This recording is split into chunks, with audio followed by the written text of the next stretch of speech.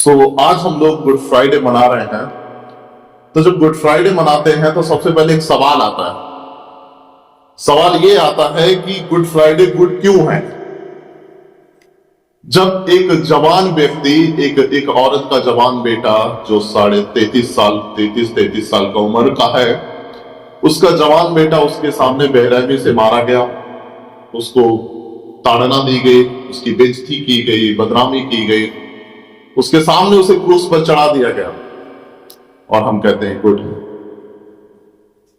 एक परमेश्वर का इकलौता बेटा जिसने अपने प्यार की खातिर हमारे लिए इस दुनिया में भेजा और लोगों ने क्या किया, उसको क्रूस पर चढ़ाया और हम कहते हैं गुड।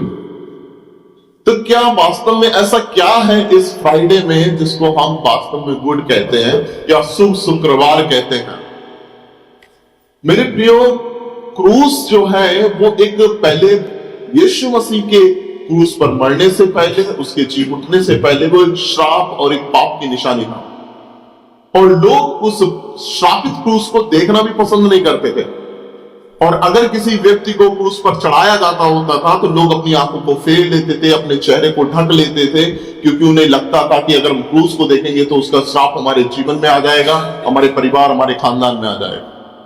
लेकिन वही जब यीशु मसीह क्रूस पर मारा गया, गाड़ा गया और तीसरे दिन जी उठा, वही श्रापित क्रूस क्या हो गया, अनंत जीवन का मार्ग बन गया।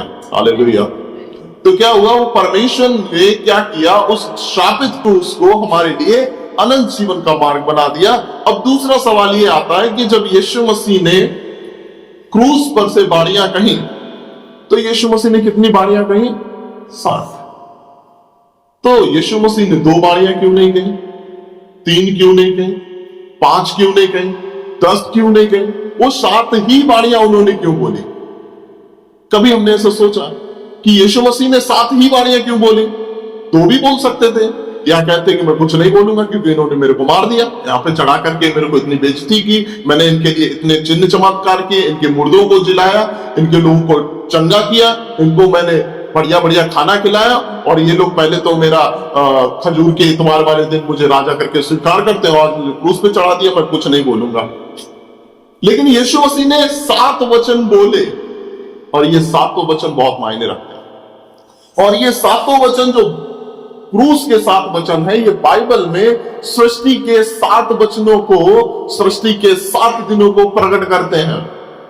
जैसे परमेश्वर ने 7 दिनों में क्या किया, सृष्टि की रचना की और सृष्टि के काम को पूरा किया 6 दिन में और 7वें दिन विश्राम किया, वैसे ही ये क्रूस के जो 7 वचन हैं वो इसी बात को प्रमाणित करते हैं। 6 वचनों में यीशु मसीह कहते हैं मैंने पूरा किया, प्रभु मैंने तेरा काम करता, जो तूने मुझे काम सौंपा था उसको मैंने पूरा कर दिया।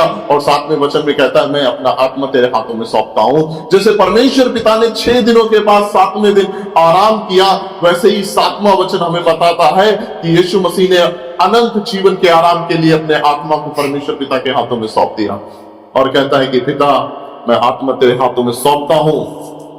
अब बात ये आती है और लेकिन जो ये 7 वचन है ना, ये 7 वचन एक दूसरे से अलग है, थोड़े भिन्न है। कैसे?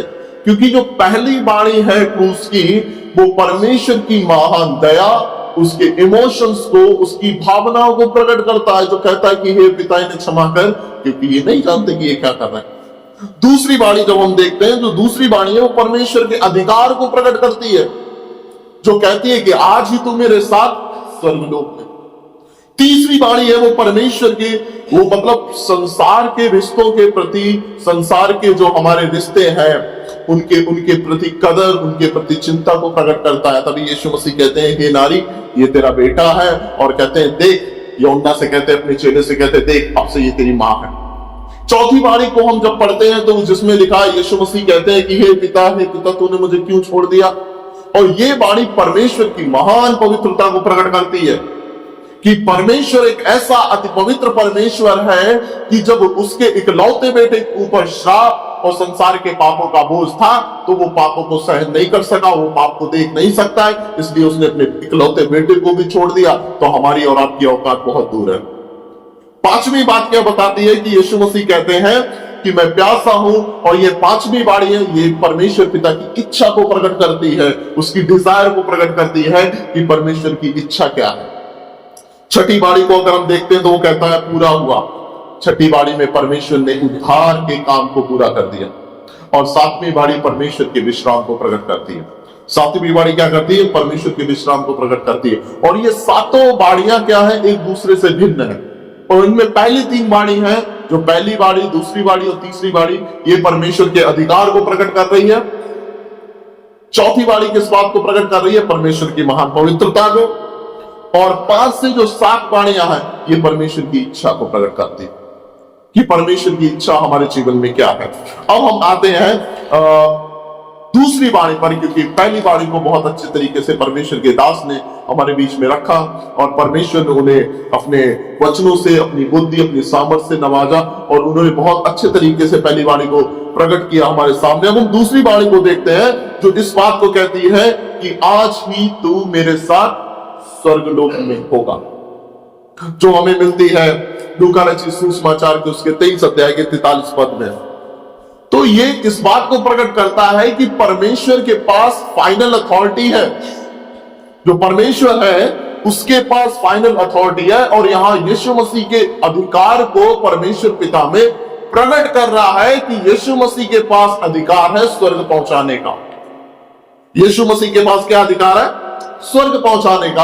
और ये बात मायने नहीं रखती है कि हम कितने बड़े पापी हैं या कितने बड़े गुनहगार हैं, हमारे अंदर हमारे जीवन से कितने बड़े पाप हो गए हैं। कई बार हम सोचते हैं हम तो परमेश्वर के सम्मुख जाने लायक नहीं है, लेकिन हमारा एक डेडिकेशन, हमारा एक सच्चा पश्चाताप हमें क्या कर सकता है? परमेश्वर की नजदीकी में ला सकता है और हमें स्वर्ग पहुंचा सकता है।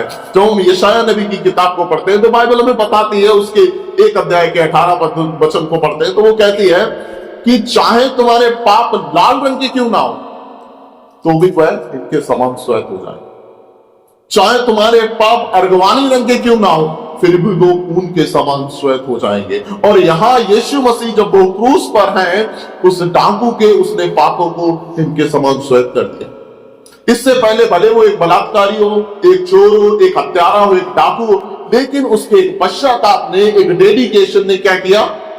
यीशु मसीह में जब उसने यीशु मसीह को ग्रहण किया तो वचन बताते हैं कि वचन ने, यीशु मसीह ने क्या किया? उसके सारे पापों को धो करके क्या कर दिया? शुद्ध और पवित्र कर दिया।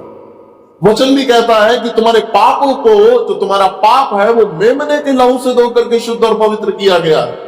तो आज जब हम अपने आप को पवित्र कहते हैं, परमेश्वर की संतान कहते हैं, वो किस वजह से कहते हैं? क्योंकि ये हमारा विश्वास है जो वचन हमें देता है और कहता है कि हमारा जो हमारा आत्मिक वस्त्र था, जो हमारा पाप से कैसा हो गया था, मैला और चिथड़ा हो गया था, वो क्या हुआ? अभी यीशु मसीह के लहू से धो करके शुद्ध और पवित्र हो चुका है मेरे प्रियो। और ये बात अधिकार को प्रकट करती है कि यीशु मसीह के पास अधिकार है। जब मत्ती रचित सुसमाचार उसके 28 अध्याय को पढ़ते हैं तो वहां यीशु मसीह अपने चेलों से कहते हैं कि स्वर्ग और पृथ्वी का अधिकार मुझे दिया गया। क्या कहते हैं? कि स्वर्ग और पृथ्वी का अधिकार मुझे दिया गया। तो उसको अधिकार मिला इस पृथ्वी का भी और स्वर्ग का भी। तो जिस किसी को भी स्वर्ग जाना है वो यीशु मसीह के पास है, क्योंकि उसको अधिकार है स्वर्ग में पहुंचाने का।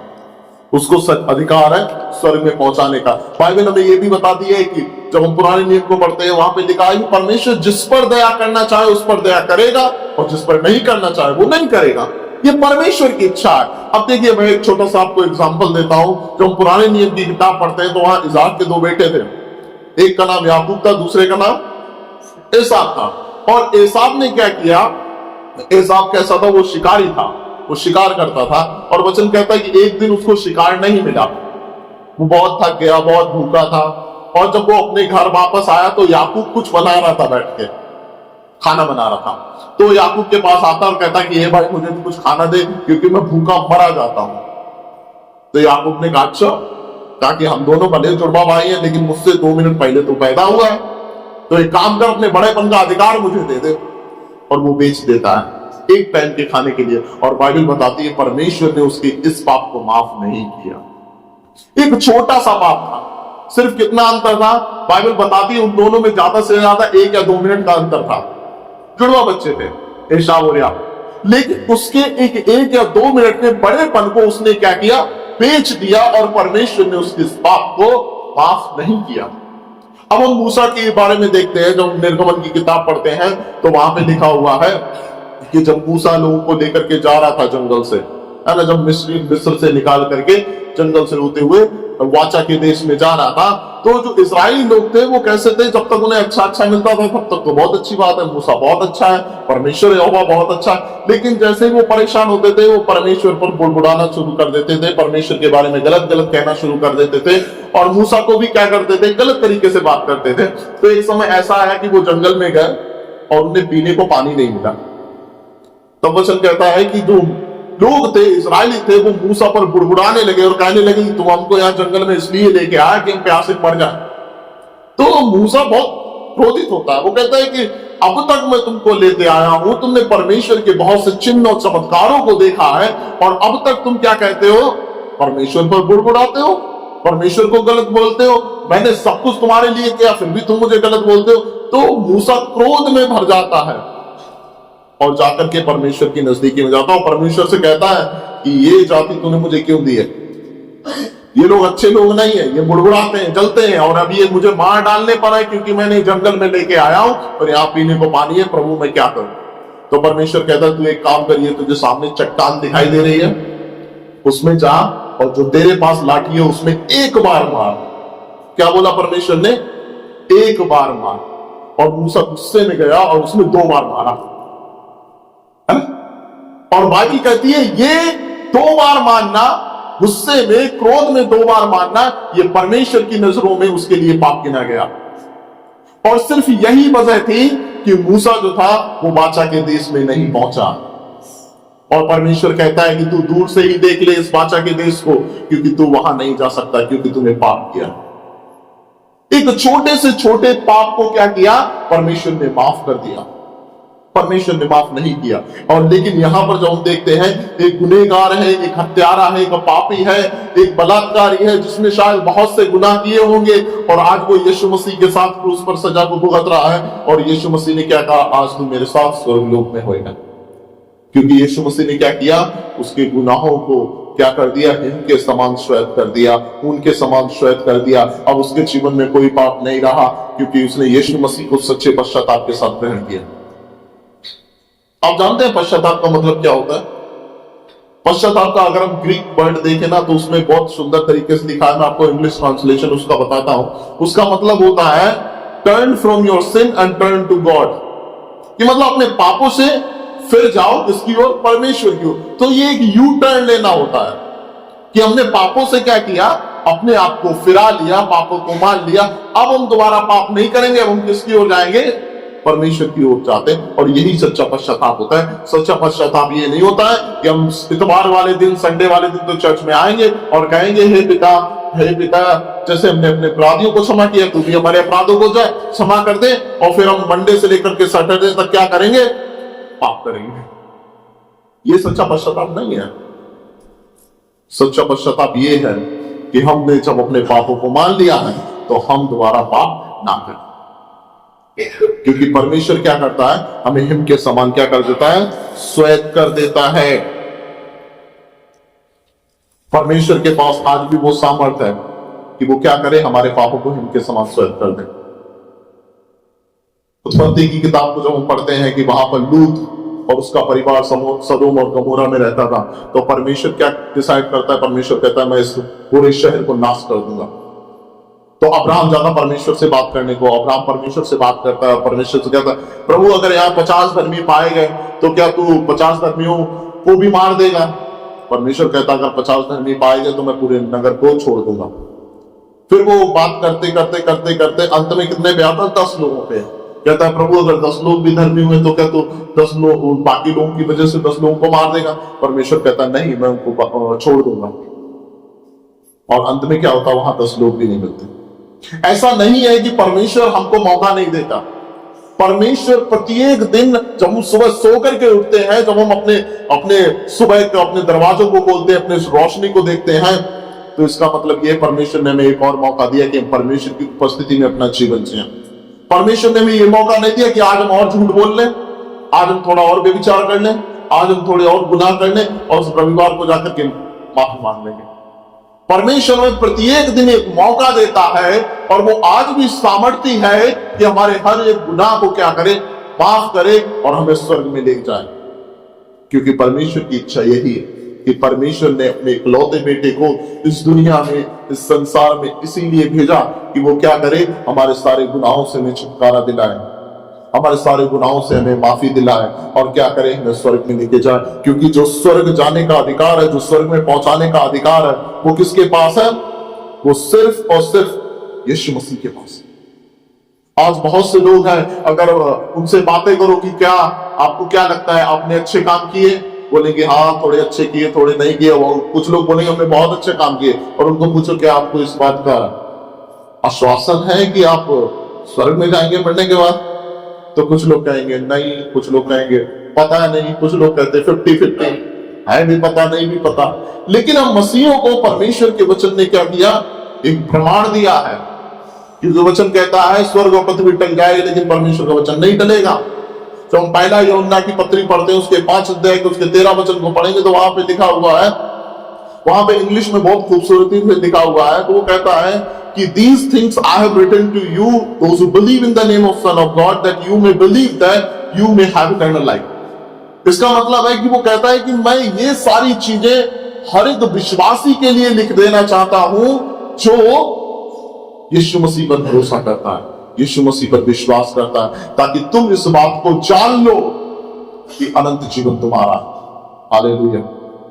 क्या वचन कह रहा है कि तुम इस बात को जान लो कि अनंत जीवन तुम्हारा है। जब हम अपने परमेश्वर के पास आते हैं, जैसे यीशु मसीह ने उस डाकू ने सिर्फ इतना कहा था कि प्रभु कि हम तो अपने कर्मों की सजा को भुगत रहे हैं, लेकिन तू तो निर्दोष है, जब तू अपने राज्य में आना तो मेरी सुधि देना। हो सकता है उसने कहीं से सुना हो कि यीशु मसीह नाम का एक ऐसा व्यक्ति है जो लोगों को चंगा करता है, वो अपने आप को परमेश्वर का पुत्र बताता है। जो बाकी भीड़ थी वो उसको गुनहगार समझ रही थी, लेकिन उसने उसको स्वीकार किया, और उसका जो अंगीकार था वो बाद में आया, लेकिन उसने यीशु मसीह को कहीं ना कहीं बहुत पहले स्वीकार कर लिया था। और देखिए यीशु मसीह के द्वारा वो एक पल में अनंत मृत्यु से अनंत जीवन का हकदार बन गए। मेरे प्रियो, हमारा एक सच्चा पश्चाताप, हमारा एक डेडिकेशन हमें क्या कर सकता है? परमेश्वर की नजदीकी में ला सकता है, हमें परमेश्वर की उपस्थिति में ला सकता है। ऐसा क्यों? क्योंकि परमेश्वर ने हमें इसलिए चुना है, परमेश्वर हमसे यही चाहता है कि हम क्या करें? परमेश्वर के अनुग्रह में बने रहें। जब परमेश्वर ने हमें जीवन दिया तो हम परमेश्वर के क्या करें? उस महान काम को समझें, उसकी बातों को समझें और देखें कि परमेश्वर हमारे जीवन से क्या चाहता है। हमारे पाप चाहे कैसे भी हो, हमें कभी भी परमेश्वर से छुपाने की जरूरत नहीं है। अब जब हम लोगों से कहेंगे, हम बहुत बार क्या होता है लोगों से तो शेयर करते हैं, और हो सकता है वो लोग हमारा मजाक भी बनाए बाद में। आजकल बहुत से लोग क्या करते हैं, पहले हमारी कहानियों को बड़े प्यार से सुनते हैं, फिर बाहर जाकर के पता क्या कहते हैं? अरे तुम्हें पता उनके जीवन में क्या चल रहा है, तुम्हें पता उनके परिवार में क्या चल रहा है? हमारा मजाक बनाएंगे, लोगों के सामने तमाशा भी कर सकते हैं। लेकिन यीशु मसीह ऐसा सच्चा दोस्त है जो कभी भी हमारा मजाक नहीं बनाएगा, जिसने कभी भी हमें ताइने नहीं मारे कि देखो हमने तुम्हारे लिए लहू बहा दिया, हमने तुम्हारे लिए सब कुछ अच्छा किया, फिर देखो तुमने पाप किया, तुम मेरे पास आना, जाओ इस बार माफ नहीं करेंगे। वो कभी ऐसा नहीं कहता। क्यों? क्योंकि वो एक दयालु परमेश्वर है, वो उसके अधिकारों का इस्तेमाल करना जानता है। जैसे उसने अपने अधिकार का इस्तेमाल उस डाकू के लिए किया, वो आपके जीवन में भी इस्तेमाल करता है। और वो चाहता है कि हम सब स्वर्ग के अधिकारी बन जाएं। कि स्वर्ग का अधिकार किसके पास है? यीशु के पास। परमेश्वर इस वाणी के द्वारा आप सभी को आशीष दे। आमीन।